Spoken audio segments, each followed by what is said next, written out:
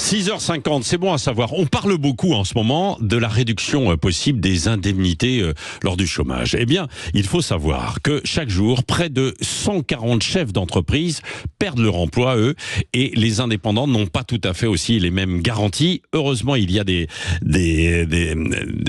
process qui sont mis en place pour face à cette mauvaise protection sociale. Nous sommes avec Anthony Sredscher, qui est président de l'association GSC. Bonjour.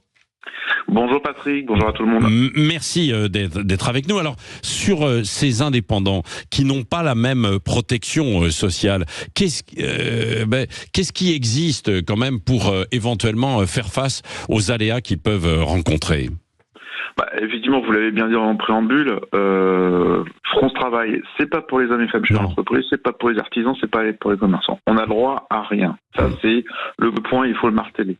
Par contre, il existe des solutions. C'est important, et merci de l'invitation. C'est-à-dire que il est possible de se protéger de façon individuelle, personnelle, pour ce qu'on appelle le plan B en cas de défaillance si vous tombez. Aujourd'hui, 140 hommes-femmes chez l'entreprise sont tombés en 2023.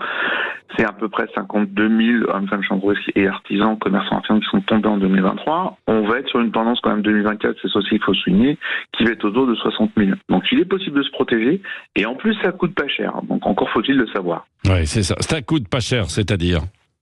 On va prendre aujourd'hui pour les artisans et commerçants. L'INSEE a un revenu moyen d'à peu près 40 000 euros par an. C'est le revenu moyen en France d'un homme, d'un artisan, d'un commerçant.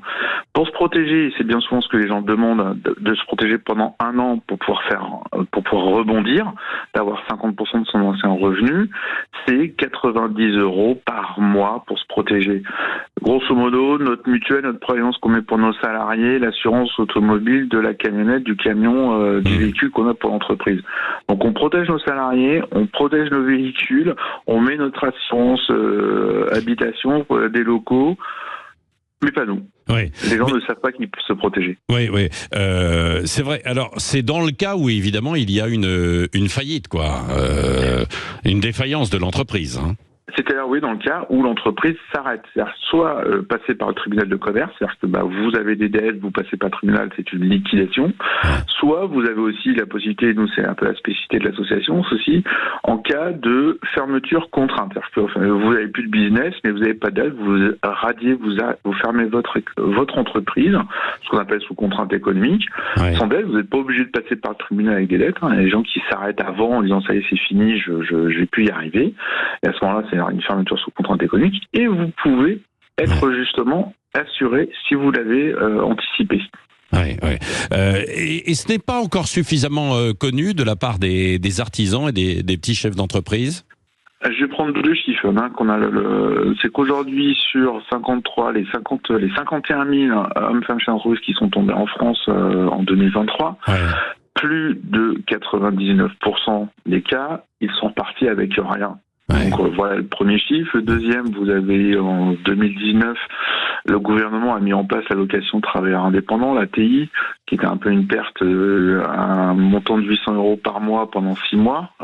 J'ai une forme de RSA entrepreneur, je l'appelle comme ça. En 2023, 1200 indépendants l'ont mis en place. Contrairement à 52 000. Donc vous voyez, les chiffres, ils ont un peu la vie dure. Les gens ne sont pas au courant qu'il était possible de se protéger, qu'il est possible de se protéger. Le gros bas, il est là. Et ça, c'est particulièrement important quand même à savoir, parce qu'il y a de plus en plus de gens qui se lancent en indépendant sans avoir, entre guillemets, ce parachute que peuvent avoir les salariés classiques des entreprises. Donc ça existe, il faut le savoir. L'association GSC, donc vous pouvez vous renseigner, évidemment, vous trouvez tout ça en ligne et vous pourrez réécouter cette interview. Merci Anthony Sredscher d'avoir été avec nous sur ce sujet ô combien important pour beaucoup d'auditeurs qui nous écoutent et qui sont justement artisans ou indépendants. Merci.